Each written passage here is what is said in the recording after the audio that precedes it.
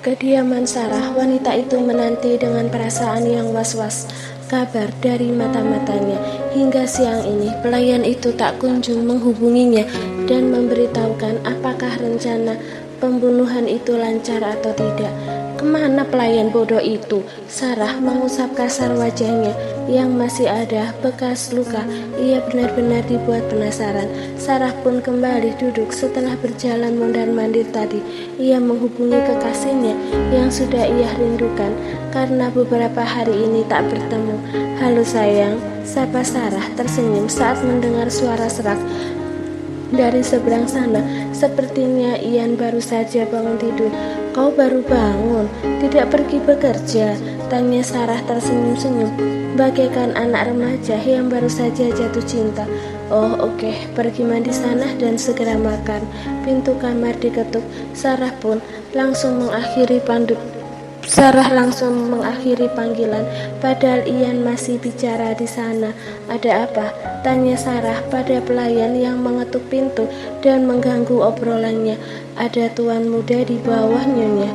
Dek. Sarah langsung berdiri karena kaget. Ia pun mengusir pelayan itu keluar, membiarkannya untuk menetralkan rasa paniknya. "Kenapa Rehan datang? Apa terjadi sesuatu?"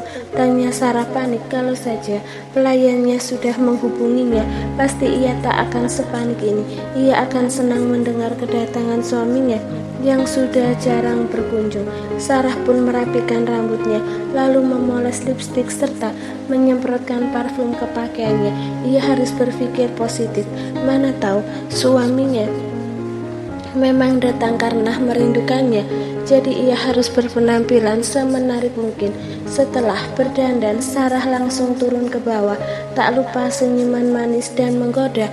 Ia tampakkan agar suaminya kembali terpesona dengan paras cantiknya. "Sayang," sapa Sarah, membuat yang disapa langsung menoleh ke arahnya. Lama Rehan menatap Sarah, membuat wanita itu berpikir jika sang suami terpesona pada kecantikannya. "Berani sekali kau membuatku menunggu lama. Sudah bosan hidup ternyata," ucap Rehan dingin, lalu berdiri diikuti Steve. Mendengar itu Sarah langsung memalingkan wajahnya, lalu kembali memasang senyum yang terkesan dipaksa. "Maafkan aku, Ray. Aku tadi berdandan agar tampil cantik di depanmu." Rehan mengambil gelas yang ada di atas meja dekat sofa, lalu melemparkannya ke arah Sarah. Wanita itu langsung berteriak memeganginya. Keningnya yang sudah mulai mengeluarkan darah. Tak ada yang berani menolongnya. Semua orang hanya diam di tempat menyaksikan atas perintah sang majikan. "Ray," liris Sarah menatap sang suami. Darah mengalir deras ke keningnya. "Kau tidak apa-apa?" tanya Rehan mendekat. Sarah pun menatap bingung suaminya itu. Apa Rehan tak sengaja melemparnya tadi? "Sakit sayang, tapi aku baik-baik saja." Mana ada dia baik-baik saja. Tangannya bahkan menggenggam erat ujung bajunya, menahan rasa perih. Plak, satu tamparan keras mendarat di pipi Sarah. Saking kuatnya tamparan itu, Sarah bahkan sampai terjatuh ke lantai. "Ray, kau bilang kalau kau baik-baik saja. Baguslah, karena setelah ini aku akan membuatmu tak baik-baik saja."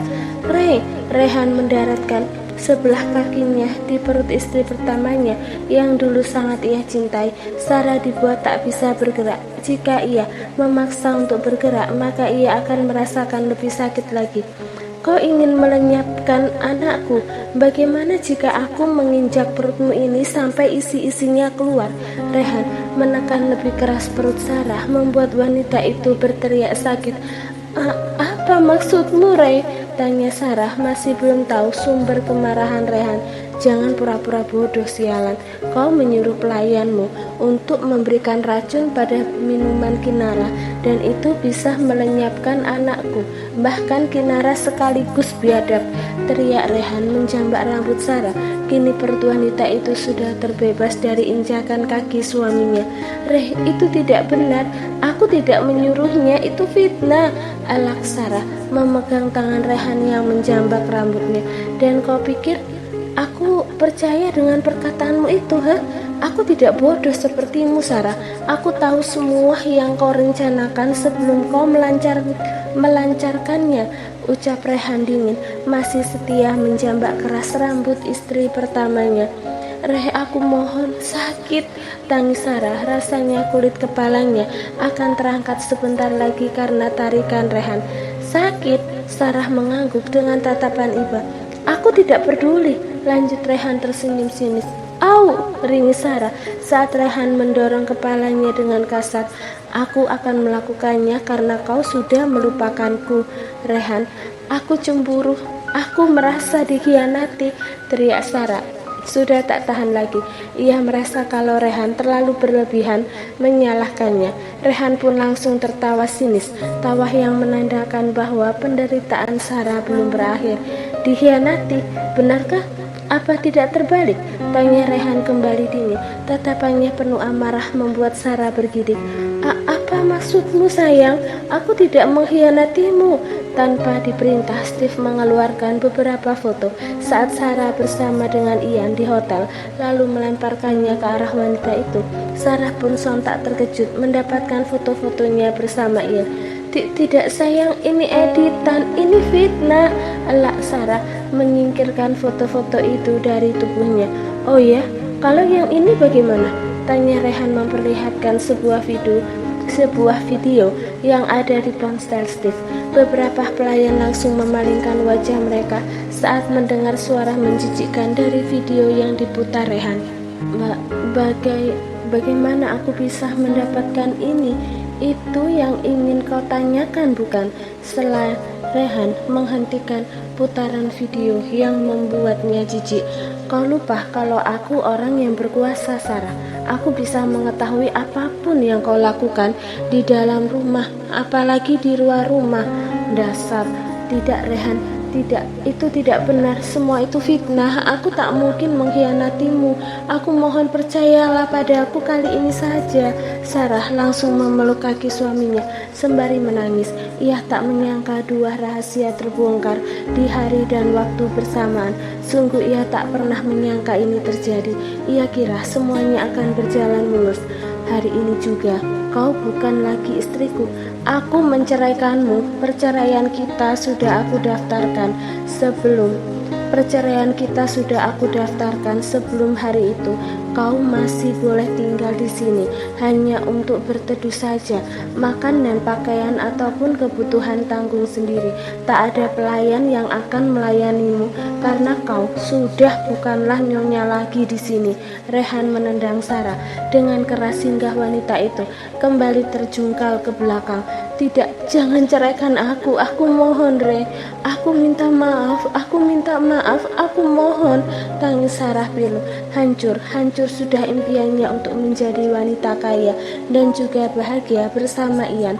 Semuanya hancur dalam sekejap mata. Selama proses perceraian, jangan pernah berbuat ulah.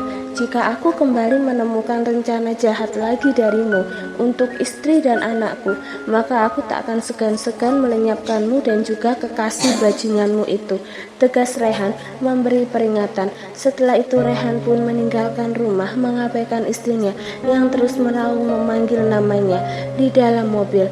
Apa tidak akan berbahaya jika kita membiarkan wanita itu tetap bebas, Tuan? Tanya Steve. Ia sudah tak memakai embel-embel nyonya lagi karena Sarah sudah resmi bukan majikannya. Dari dulu pun ia tak suka pada Sarah dan malas melayani wanita satu itu. Tidak akan, selama aku masih hidup, dia tak akan bisa membahayakan Kinara dan anakku.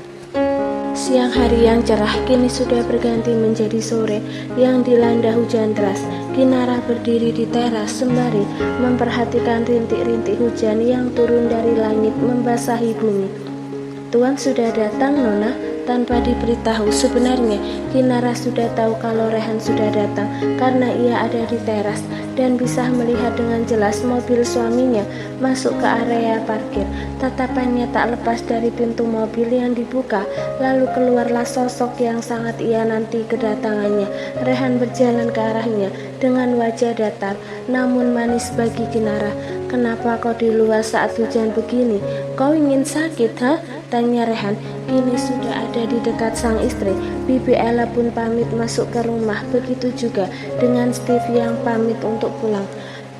Aku hanya sedang menunggumu. Kalau aku menunggu di kamar, aku tidak akan bisa melihatmu datang.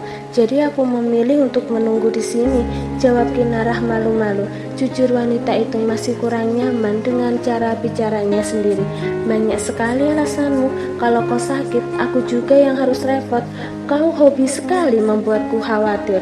Ketus Rehan menggendong istrinya, lalu membawa wanita hamil itu masuk ke rumah. Kau semakin berat ya, ucap Rehan saat mereka sedang menaiki tangga. Benarkah? Kalau begitu aku turun saja dan berjalan sendiri ke kamar, sahut Kinarah tak enak hati. Kau kira aku ini lemah? Ha? Aku bahkan bisa menggendong 2 orang dengan berat badanmu sekarang.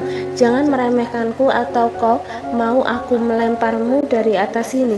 Kinarah tersenyum manis mendengar itu. Kalau dulu ia akan gemetar ketakutan melihat wajah marah suaminya, tapi sekarang ia malah senang melihat ekspresi itu. Kalau begitu, coba lempar. Benar-benar di luar kendali, mulutnya langsung ceplas-ceplos menantang sang suami. Oh, kau benar-benar ingin menantangku? Kau tak pernah dengar kalau aku tidak akan segan melenyapkan orang.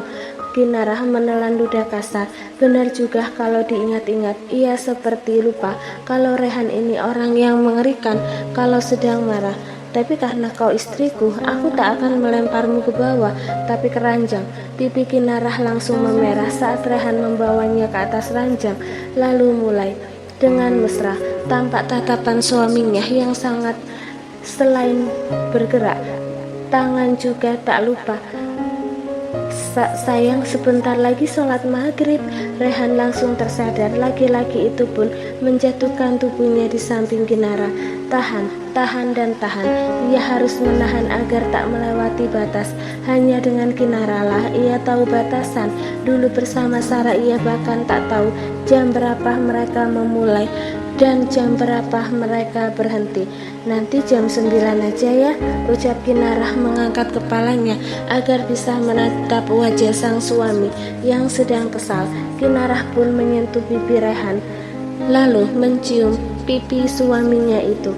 Jangan memancingku, ucap Rehan geram. Ia mati-matian menahan keinginan istrinya malah menggodanya. Bukan memancing, tapi mencium. Kediaman Nyonya Ambar, wanita tua yang selalu terlihat elegan dan cantik itu kini sudah bersiap-siap untuk tidur. Tak lupa, sebelum tidur ia melakukan ritual perawatan wajah agar kerutan di wajahnya tersamarkan. Suara pesan masuk terdengar dari ponselnya yang ada di atas nakas. Ia pun mengambil ponsel itu lalu membuka pesan dari seseorang yang bekerja di rumah Sarah. Bibir wanita yang melahirkan Rehan itu tertarik melengkung membentuk senyuman. Nyonya Ambar tampak tersenyum puas melihat video yang baru saja dikirim mata-matanya. Sebentar lagi Sarah akan menghilang dari keluarga ini. Setelah itu hanya perlu menyingkirkan pelayan yang satunya. Nyonya Ambar duduk di tepi ranjang lalu meluruskan kakinya hendak tidur. Ia tak henti-hentinya tersenyum membayangkan reputasi keluarga akan kembali membaik setelah dirusak oleh pernikahan Rehan dengan seorang pelayan restoran. Sebelum benar-benar menutup mata, Nyonya Ambar menghubungi seseorang terlebih dahulu. Kau sudah tidur, Regan? Ya, dia menelpon asistennya yang sama-sama liciknya dengan dirinya. Baguslah, aku hanya ingin memberimu tugas baru. Awasi perkembangan pengobatan kakak Kinarah. Jangan sampai terlewatkan, karena itu akan menjadi senjata kita untuk mengusirnya secara halus dari keluarga ini. Nyonya Ambar tampak tersenyum senang dengan ide liciknya sendiri. Jangan lupa, dengan Sarah, wanita itu pasti belum menyerah. Kita harus memastikan dia sirna dari kehidupan Rehan. Nyonya Ambar pun mengakhiri panggilan setelah mendapat jawaban dari Regan yang tentunya siap melaksanakan seluruh tugas yang ia berikan. Nyonya Ambar meletakkan kembali ponselnya di atas nakas, lalu mematikan lampu kamar. Keluarga terpandang haruslah bersanding dengan orang yang terpandang juga. bukan dengan pelayan rendahan. Malam pun terus berlanjut. Cahaya bulan bahkan tak bisa menyinari keseluruhan bumi yang gelap agar menjadi terang. Orang-orang sudah menarik selimut mereka dan memulai mimpi di alam bawah sadar. Ada juga yang masih sibuk dengan kegiatan masing-masing yang jelas memakan energi lebih. Di kediaman Sarah, wanita itu mengobati lukanya sendiri sebelum memanggil dokter untuk datang. Yang jelas ia tak bisa lagi memanggil dokter keluarga, jadi ia memanggil dokter lain yang memakan banyak biaya. Untungnya ia punya uang yang memang sudah ia simpan di rekening rahasianya, jadi ia tak terlalu kesulitan. Sarah benar-benar tak sanggup dengan rasa sakit yang ia rasakan sekarang. Tak ada pelayan yang mau membantunya, hanya untuk membersihkan lukanya. Semuanya seperti tak menganggap keberadaannya lagi di rumah ini sekarang. Aku harus memberitahu Ian, lebih baik aku tinggal di apartemennya daripada tinggal di rumah sialan ini. Keesokan harinya, Kinarah masih dalam mode tak mau bicara. Padahal semalam ia beberapa kali memanggil nama suaminya. Kini wanita itu tengah menyiapkan sarapan untuk diri sendiri. Ia bahkan tak mau bicara dengan Bibi Ella, saking tidak moodnya. Biarkan saja dia, Bibi, kita lihat sampai kapan dia tak mau bicara, tegur Rehan saat Bibi Ella ingin mengambil alih pisau buah dari tangan Kinarah. Kinarah langsung membuang muka, lalu kembali fokus pada buahnya. Ia akan sarapan dengan buah saja, ia tak berselera dengan makanan lain. Rehan pun duduk di kursinya dan memulai sarapan tanpa melirik Kinarah sekalipun. Mendapatkan perlakuan seperti itu, Kinarah mengetuk piringnya dengan pisau yang ia pegang. Tetap saja Rehan tak menatap atau sekedar meliriknya. Ternyata ia kalah cuek dari suaminya, padahal ia ingin dibujuk dan dimanja agar kembali mau bicara, tapi malah suaminya ikutan diam juga. Kinarah memakan buahnya sembari sesekali menatap sang suami yang hanya fokus dengan sarapannya. Kinarah menunjuk segelas susu di dekat Rehan. Laki-laki itu pun langsung menggeser gelas itu ke arah Kinarah, lalu kembali fokus pada sarapannya. Padahal gelas susu itu sangat dekat dengan Kinarah. Hanya saja wanita itu memang tengah mencari perhatian suaminya. Setelah minum susu dan makan buah, Kinarah menepuk pelan bibirnya yang masih ada sisa-sisa susu putih. Rehan pun mengambil tisu lalu meletakkannya di dekat Kinarah. Setelah selesai sarapan, Rehan langsung berdiri dan berjalan keluar dari rumah diikuti Kinarah yang masih bungkam. Rehan langsung masuk ke mobil mengabaikan Kinarah, membuat wanita itu langsung menangis. "Kenapa kau menangis?" tanya Rehan menurunkan kaca mobil. "Belum dicium," jawab Kinarah mengusap air matanya. "Oh, sudah bisa bicara ternyata." Rehan langsung turun dari mobil dan mendekati istrinya. "Mau dicium?" tanya Rehan memegang kedua pipi Kinarah yang mulai berisi. Kinarah pun mengangguk mengiyakan pertanyaan suaminya. "Bicara sebelum aku masuk kembali ke mobil."